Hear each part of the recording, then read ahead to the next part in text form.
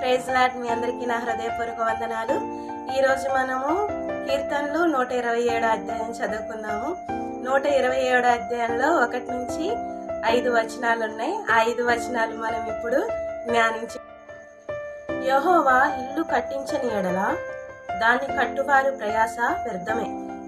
యెహోవా పట్టణమును కాపాడని ఎడల దాని కావలి కాయువారు మేల్కొని ఉండుట వ్యర్థమే. మీరు వేకువనే లేచి చాలా రాత్రి అయిన తరువాత పండుకొనుచు కష్టార్జితమైన ఆహారము తినుచుండుట వ్యర్థమే. తన ప్రియులు నిద్రించుచుండగా ఆయన వారికి ఇచ్చుచున్నాడు. కుమారులు యెహోవా అనుగ్రహించు స్వాస్థ్యము, గర్భఫలము ఆయన ఇచ్చు బహుమానమే.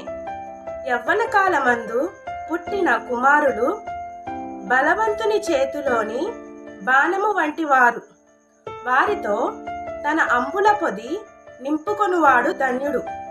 అట్టివాడు సిగ్గుపడక గుమ్మములో తమ విరోధులతో వాదించుదురు. ఆమేన్. ఈ చిన్న వాక్యం దేవుడు దీవించును గాక.